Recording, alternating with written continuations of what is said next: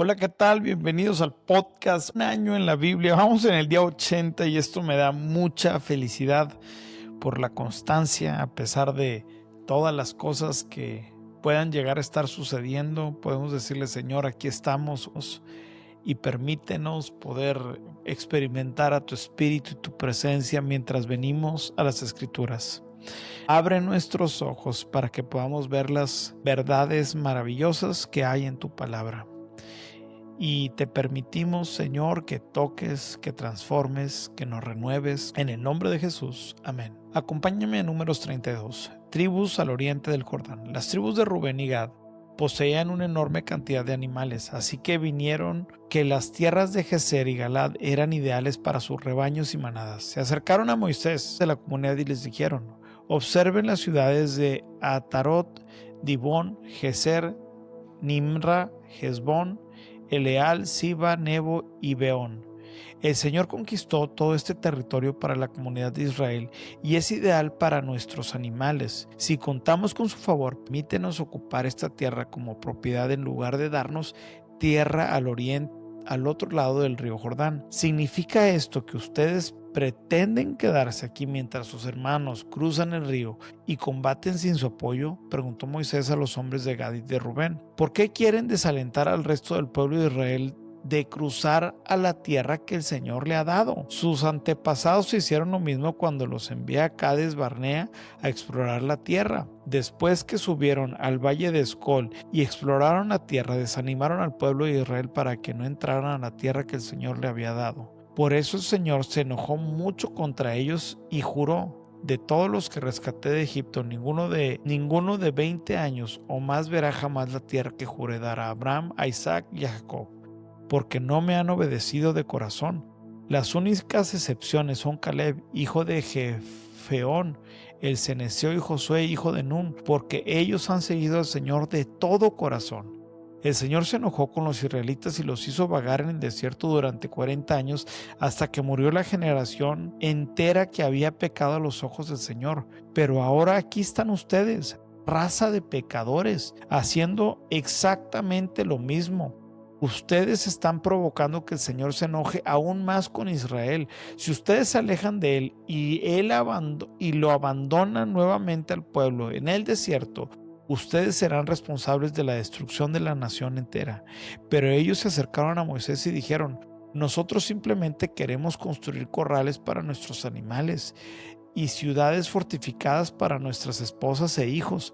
Después tomaremos las armas e iremos al frente de nuestros hermanos israelitas a la batalla, hasta que los llevemos seguros a su tierra. Mientras tanto, nuestras familias se quedarán en las ciudades fortificadas que construiremos aquí para que no corran peligro de los ataques de la gente del lugar.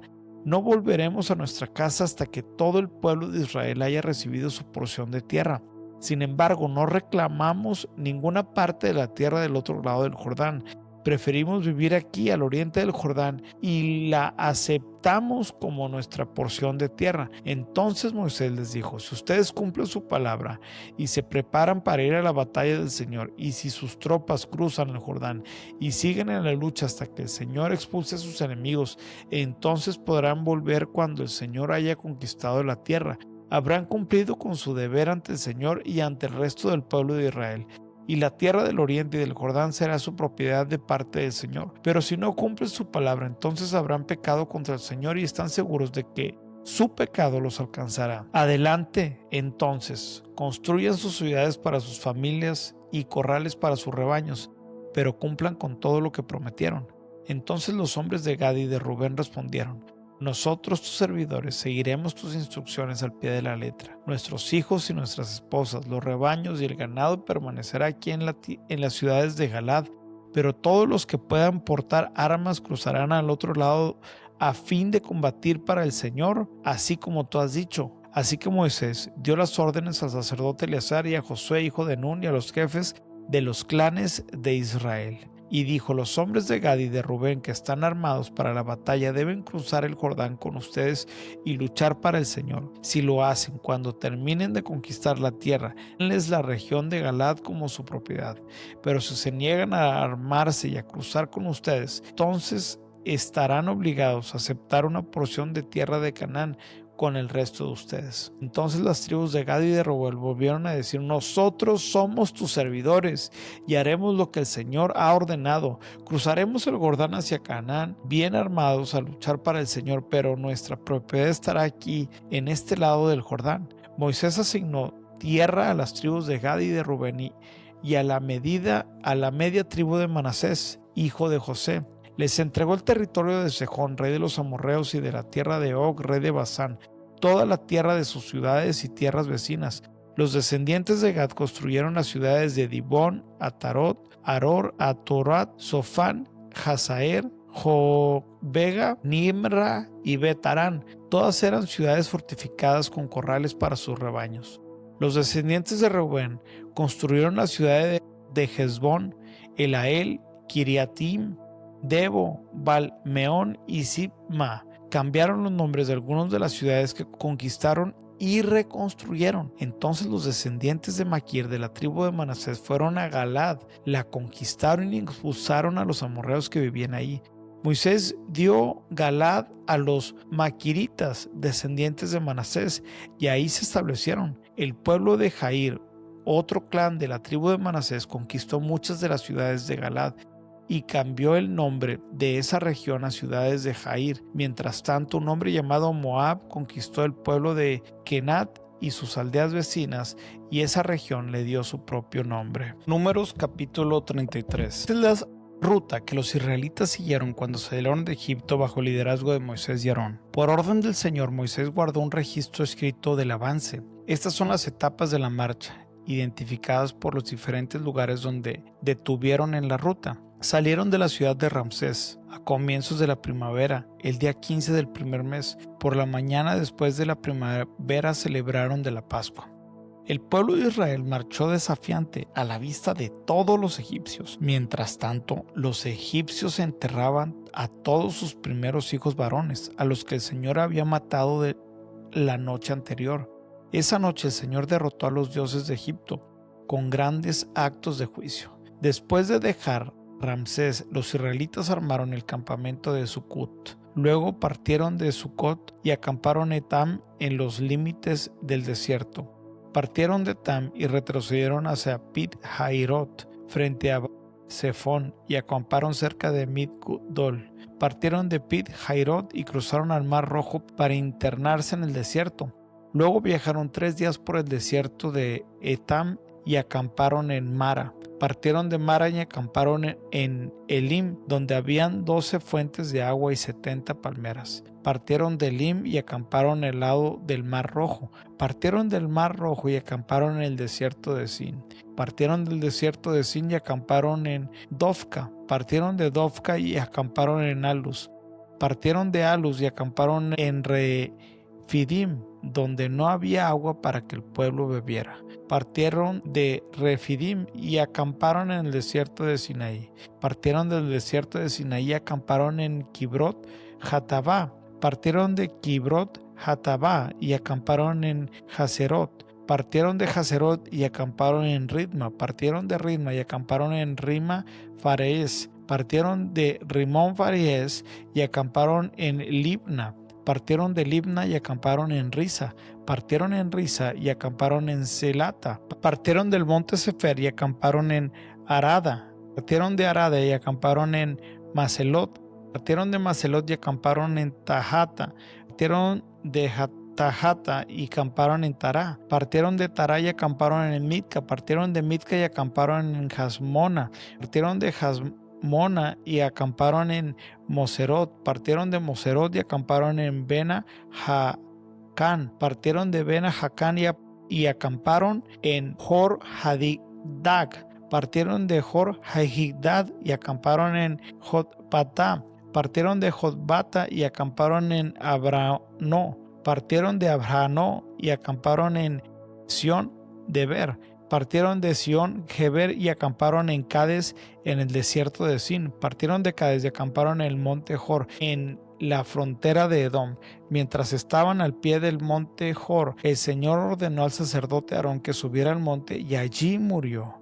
Eso sucedió a mediados del verano, el primer día del 5.º mes, los a los 40 años de la salida de Israel. Aarón tenía 123 años cuando murió en el monte Hor. Lucas capítulo 4. Después Jesús fue a Capernaum, una ciudad de Galilea, y enseñaba en la sinagoga cada día de descanso. Allí también la gente quedó asombrada de su enseñanza, porque hablaba con autoridad. Cierta vez que Jesús estaba en la sinagoga, un hombre poseído por un demonio, un espíritu maligno, clamó gritando: «Vete, ¿por qué te entrometes con nosotros, Jesús de Nazaret? Has venido a destruirnos. Yo sé quién eres, el Santo de Dios». Pero Jesús le respondió: «Cállate», le ordenó, «sal de este hombre». En ese momento, el demonio arrojó al hombre al suelo mientras la multitud miraba. Luego salió de él sin hacerle más daño. La gente, asombrada, exclamó: «¿Qué poder y autoridad tienen las palabras de este hombre? Hasta los espíritus malignos lo obedecen y huyen a su orden». Las noticias acerca de Jesús corrieron por cada aldea de toda la región. Después de salir de la sinagoga ese día, Jesús fue a la casa de Simeón, donde encontró a la suegra de Simón, muy enferma, con mucha fiebre. «Por favor, sánala», le suplicaron todos. De pie junto a su cama, Jesús reprendió a la fiebre, y la fiebre se fue de la mujer. Ella se levantó de inmediato y les preparó una comida. Esa tarde, al ponerse el sol, la gente de toda la aldea llevó ante Jesús a sus parientes enfermos. Cualquiera que fuera la enfermedad, el toque de su mano los sanaba a todos. Muchos estaban poseídos por demonios, los cuales salieron a su orden gritando: «¡Eres el Hijo de Dios!». Pero como ellos sabían que él era el Mesías, los reprendió y no los dejó hablar. Muy temprano, a la mañana siguiente, Jesús salió a un lugar aislado. Las multitudes lo buscaron por todas partes y cuando por fin lo encontraron le suplicaron que no se fuera. Él les respondió: «Debo predicar la buena noticia del reino de Dios también en otras ciudades, porque para eso fui enviado». Así que siguió recorriendo la región, predicando en las sinagogas de toda Judea. Lucas capítulo 5. Cierto día, mientras Jesús predicaba en la orilla del mar de Galilea, grandes multitudes se abalanzaban sobre él para escuchar la palabra de Dios. Jesús notó 2 barcas vacías en la orilla porque los pescadores las habían dejado mientras lavaban sus redes. Al subir a una de las barcas, Jesús le pidió a Simón, el dueño de la barca, que la empujara al agua. Luego se sentó en la barca y desde allí enseñaba a las multitudes. Cuando terminó de hablar, le dijo a Simón: «Ahora ve a las aguas más profundas y echa tus redes para pescar». «Maestro», respondió Simón, «hemos trabajado mucho durante toda la noche y no hemos pescado nada, pero si tú lo dices, echaré las redes nuevamente». Y esta vez las redes se llenaron de tantos peces que comenzaron a romperse. Un grito de auxilio atrajo a los compañeros de la otra barca y pronto las 2 barcas estaban llenas de peces y a punto de hundirse. Cuando Simón Pedro se dio cuenta de lo que había sucedido, cayó de rodillas delante de Jesús y le dijo: «Señor, por favor, aléjate de mí, soy un hombre tan pecador», pues estaba muy asombrado por la cantidad de peces que habían sacado, al igual que los otros que estaban con él. Sus compañeros Santiago y Juan, hijos de Zebedeo, también estaban asombrados. Jesús respondió a Simón: «No tengas miedo, de ahora en adelante pescarás personas». Y en cuanto llegaron a tierra firme, dejaron todo y lo siguieron. Salmo 64. Para el director del coro, Salmo de David. Oh Dios, escucha mi queja. Protege mi vida de las amenazas de mis enemigos. Escóndeme de las conspiraciones de esta turba malvada, de esta pandilla de malhechores. Afilan su lengua como espada y apuntan como flechas sus palabras amargas. La tierra de los inocentes desde una emboscada. Los atacan de repente y sin temor. Se animan unos a otros a hacer el mal y maquinan cómo tender sus trampas en secreto. ¿Quién se dará cuenta?, preguntan. Dicen mientras traman sus delitos. Hemos orquestado el plan perfecto. Es cierto, el corazón y la mente del ser humano son astutos, pero Dios mismo les lanzará sus flechas y los herirá de repente. Su propia lengua los arruinará. A quienes los vean, menearán la cabeza en señal de desprecio. Entonces todos temerán, proclamarán los poderosos actos de Dios y se darán cuenta de todas las cosas asombrosas que Él hace. Los justos se alegran en el Señor, y en Él encontrarán refugio, y los que hacen lo correcto lo alabarán. Proverbios capítulo 11, versículo 22. Una mujer hermosa sin discreción es como un anillo de oro en el hocico de un cerdo. Esto fue la palabra de Dios, devocional un año en la Biblia, día número 80.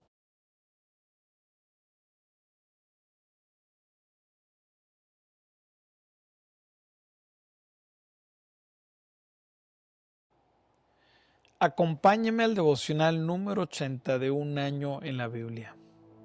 Sin fe es imposible agradar a Dios. En Hebreos 11:6 dice, de hecho, sin fe es imposible agradar a Dios. Todo el que desea acercarse a Dios debe creer que Él existe y que Él recompensa a los que le buscan con sinceridad. En este devocional quiero platicarte de las decepciones que nos podemos llevar en la vida, pero cómo es que esas decepciones o tiempos difíciles son oportunidades y puertas que se abren para poder ver el poder de Dios en acción, porque mucho depende de cómo nosotros interpretamos la vida y permitimos que esos momentos puedan ser convertidos en cosas increíbles que Dios quiere hacer. Hay una historia que leímos en Lucas capítulo 5 versículo 4. Cuando terminó de hablar, le dijo a Simón, ahora ve a las aguas más profundas y echa tus redes para pescar. Maestro, respondió Simón, hemos trabajado mucho durante toda la noche y no hemos pescado nada. Así que ahorita estamos viendo en esta escena que Jesús le está diciendo a un pescador profesional de profesión, a un pescador que tal vez sus padres, sus tíos, sus abuelos, sus bisabuelos y tatarabuelos habían sido pescadores. Pedro se dedicaba a la pesca. No era algo que hacía ocasionalmente o por deporte, era algo que era su profesión, era lo que le habían enseñado de pequeño y lo que sabía hacer. Ahora, cuando Jesús le dice a Pedro que vea las aguas más profundas, le estaba pidiendo algo ilógico. Pedro se encontraba con su hermano lavando las redes, y lavar las redes significa que ya habían terminado, que ya habían, por así decirlo, acabado su jornada laboral, y nos dice la historia que no habían pescado nada. Ahora, déjame decirte que la pesca se hace de noche, porque el agua estaba mucho más fría, los peces suben a la superficie, que es cuando se alimentan, y es donde las redes funcionan mejor. De día era mucho menos eficiente pescar porque ni siquiera habían corrientes de pescados que subían para ser pescados. Así, lo que Jesús le estaba pidiendo a Pedro era algo ilógico. ¿Cómo es que ahora vamos a pescar, Jesús, si durante toda la noche que yo conozco los puntos importantes donde los peces salen, donde llevo años haciéndolo, no pesqué nada? Suena ilógico que un carpintero le diga a un pescador lo que tiene que hacer, pero escúchame bien, muchas veces así es en nuestra relación con Dios. Hay cosas que el Señor nos pide que hagamos, que dejemos de hacer o que comencemos a hacer, que nos parecen ilógicas, como dejar de tomar, tener un mal hábito y renunciar a eso, cortar una relación que nos está el día de hoy lastimando, o simplemente un llamado de Dios a servirlo, a dejar nuestra comodidad, o simplemente a ser generosos con la casa de Dios, a diezmar y disponer nuestra vida para servir a otros. Nos suena ilógico. Decimos, si no nos alcanza con lo que tenemos, ¿cómo nos va a alcanzar si utilizo mis recursos para bendecir a otras personas? Pero algo que entendió Pedro en ese momento es el poder y la autoridad de Jesús. Pedro estaba desanimado, Pedro estaba cansado, Pedro estaba fatigado, pero algo le dijo tan importante a Jesús que el día de hoy yo también le quiero decir y quiero animarte a que tú lo digas. Pedro le dice, no hemos pescado nada, pero si tú lo dices, echaré las redes nuevamente.